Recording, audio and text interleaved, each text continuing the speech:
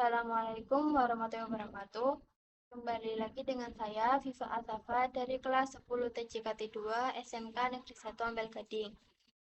Di bab kali ini kita akan membahas tentang Networking Models MikroTik Certified Network Associate. Di sini kita akan mempelajari 5 materi. Yang pertama ada konsep, yang kedua TCP atau IP model, yang ketiga ada selection dan distribution atau name of TCP atau IP magnets dan OC layers model. Langsung saja ke materi yang pertama, yaitu konsep. Jaringan komputer mengacu pada perangkat komputasi yang saling terhubung serta dapat bertukar data dan berbagi sumber daya satu sama lain. Networking ini sangat berkaitan dengan jaringan komputer. Seperti yang kita ketahui, langkah tepat untuk memasuki administrasi jaringan pada vendor, baik itu Cisco, Mikrotik, Univer, atau lainnya, kita tidak perlu menguatkan basic fundamental dari jaringannya. Untuk terjadinya proses bertukar data tersebut, diperlukan peraturan yang mendefinisikan bagaimana kumpulan komputer agar bisa saling komunikasi. Aturan tersebutlah yang disebut dengan networking models, di bagaimana setiap vendor dapat saling berkomunikasi dengan open standard networking models yang tersedia.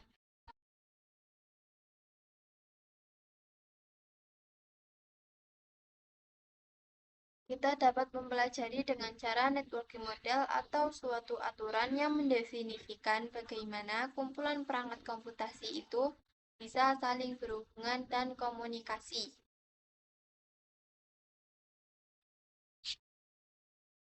Nah, untuk saat ini, open standard networking models yang tersedia dan terkenal ada dua, yaitu TCP atau IP model dan OSI model.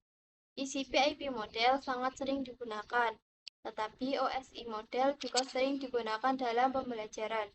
Jadi, keduanya punya tujuan yang sama. Selanjutnya, before open networking model exist, each vendor had their own networking model. Pada tahun 1974, IBM membuat networking model Shared System Architecture Network atau SAN. Other vendors also create their own networking models.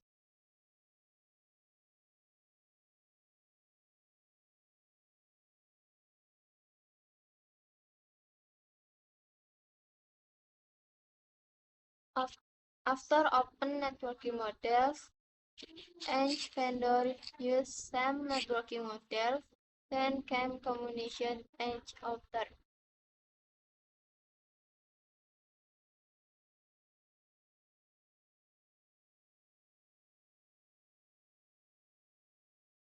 Di setiap vendor hanya menggunakan satu networking model yang sama, entah itu OSI model ataupun TCP IP model.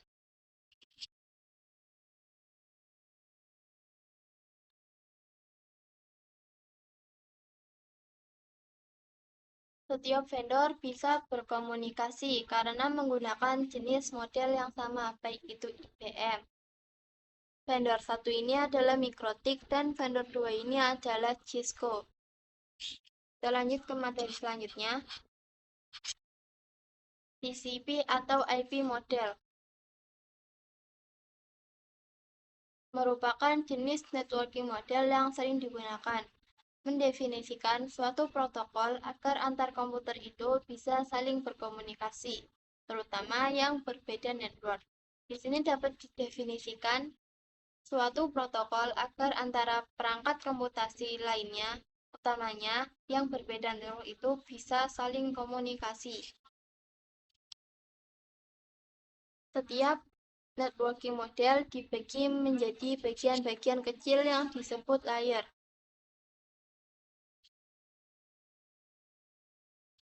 Setiap networking model dipecah menjadi bagian-bagian kecil yang disebut sebagai layer, dan OSI model dibagi menjadi 7 layer dan TCP atau IP model dibagi menjadi 4 layer.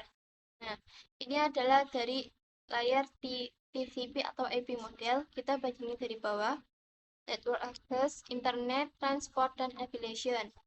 Dan ini adalah OSI model.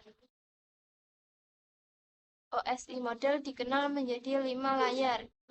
Ini ada Physical, Data Link, Network, Transport, dan Affiliation. Selanjutnya, seperti yang kita ketahui, networking model adalah sebuah model atau referensi dalam pengembangan dan pemahaman komunikasi data pada jaringan komputer. Secara sederhana, penjelasan seperti ini, jaringan komputer adalah sesuatu yang rumit dan kompleks, baik itu dari perangkat-perangkatnya, media penghubungnya, sampai pada aplikasi yang berjalan di dalamnya. Dan perangkat-perangkat tersebut biasanya diproduksi oleh vendor yang berbeda-beda, seperti Rutherford, ada yang diproduksi Mikrotik dan Cisco, kemudian web browser, ada yang dibuat oleh Google dan Mozilla, dan lain sebagainya. Dari hal-hal tersebut, disinilah fungsi networking model tersebut. Perannya adalah untuk memisahkan fungsi-fungsi jaringan komputer tersebut. Bagaimana caranya? Caranya adalah dengan membuat beberapa lapisan fisik hingga non-fisiknya. Pada setiap lapisan, terdapat kumpulan-kumpulan aturan yang harus diikuti oleh setiap komponen agar dapat saling berkomunikasi dengan komponen yang lainnya. Dengan demikian, dapat kita sederhanakan bahwa tujuan dibuatnya networking model adalah sebagai acuan aturan yang harus diikuti oleh pembuat perangkat atau vendor. Di sini ada yang menggunakan networking model dan ini ada yang tidak. Kita ambil dari OSI model. Coba kita perhatikan dua buah model networking di atas. Dapat dilihat bahwa just networking sangat acak-acakan atau ini yang tidak menggunakan networking model dan tidak terstruktur.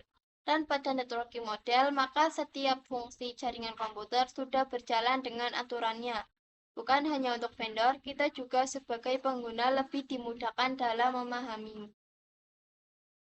Kembali lagi ke materi sebelumnya, TCP atau IP Affiliation Layer. Affiliation Layer berfungsi sebagai antarmuka aplikasi, mengatur bagaimana aplikasi dapat mengakses jaringan dan kemudian membuat pesan-pesan berskala. Di antara contoh service dari Affiliation Layer itu seperti HTTP, POP3, SMTP, IMAP, SSH, dan sebagainya. Kita akan mengambil salah satu contoh yaitu HTTP. HTTP digunakan ketika kita mengakses suatu web server. Di sini ada HTTP header. Di dalam HTTP header ada banyak informasi, di antaranya informasi status, di antaranya ada 200. Kita lanjut ke materi selanjutnya, yaitu TCP atau IP Transport Layer.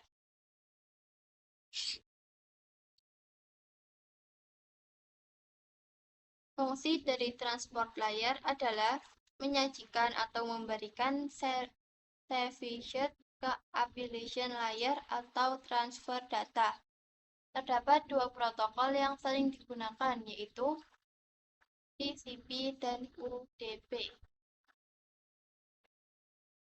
Nah, di sini ada protokol TCP dan UDP. Yang pertama ada TCP is more reliable.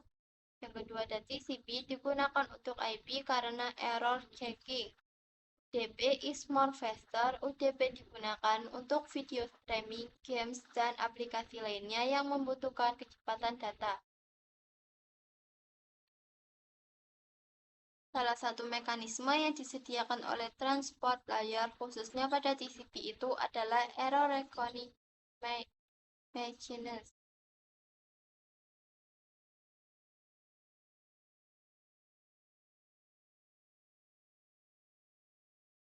Selanjutnya TCP atau IP Network Layer. Network layer hanya ada satu protokol, yaitu IP atau biasa disebut IP address.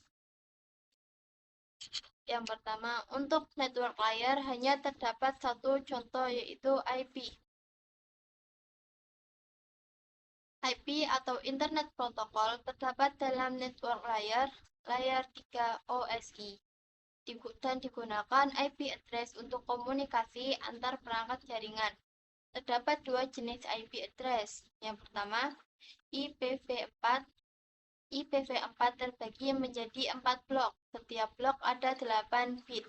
Jumlah maksimal host ini dan pengalamatan 32 bit. Yang kedua ada IPv6. IPv6 terbagi menjadi 8 blok. Setiap blok ada 16 bit. Jumlah maksimal host ini dan pengamatan 128 bit. Selanjutnya, dan IP menyediakan dua fitur yang sangat penting, yaitu addressing dan routing yang berfungsi untuk menangani konektivitas dan pemilihan jalur. Yang pertama ada addressing. Jadi jika yang addressing itu bahwa IP address itu sendiri, yaitu memberikan nama pada perangkat di jaringan komputer. Dan routing adalah salah satu fitur routing yang disediakan pada IP di bagian network layer yang bekerja layaknya kantor pos mencari rute tercepat untuk sampai tujuan. Ini adalah contohnya. Selanjutnya, TCP atau IP Network Data Link dan Physical Layer. Data Link Layer mendefinisikan protokol yang dibutuhkan pada Physical Layer. Salah satu fitur pada data link layer ialah FFC atau Frame Check Sequence, yaitu Error Detection Mechanism atau hanya mendeteksi error tanpa recovery atau pemulihan. Selanjutnya, addressing yang digunakan pada data link layer adalah match address, dan physical layer mendefinisikan cabling pada suatu jaringan komputer atau mendefinisikan secara fisik apa yang digunakan untuk menghubungkan antar device. Selanjutnya, encapsulation dan decapsulation. Encapsulation itu proses membungkus data dengan header pada data di setiap layernya. Adapun decapsulation itu sebaliknya. Name of TCP atau IP message. Ini yang pertama ada application layer atau bisa disebut data. Ini ada pada baris pertama. Dan transport layer data TCP header yang bisa disebut segment. Ini. Dan network layer data TCP header IP atau biasa disebut IP packet. Ini. Dan data link layer data TCP header IP atau bisa disebut del header dan del trailing atau bisa disebut frame. Selanjutnya, OSI model konsep. Seperti yang kita ketahui sebelumnya, TCP atau IP lebih sering digunakan, tetapi dalam pembelajaran lebih sering digunakan OSI. Untuk saat ini, model yang sering digunakan hanya TCP atau IP, karena untuk dari sisi perkembangan protokolnya atau modelnya, TCP atau IP lebih dominan dibandingkan OSI layer. Namun, OSI layer biasa dipelajari karena mudah dipahami.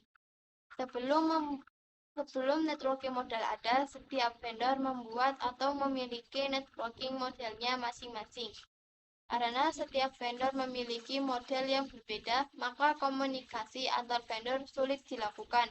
Jadi, usaha membangun suatu jaringan komputer sangat besar. Selanjutnya, banyaknya vendor tersebut bagaimana upaya agar tetap berkomunikasi dengan baik antar vendor.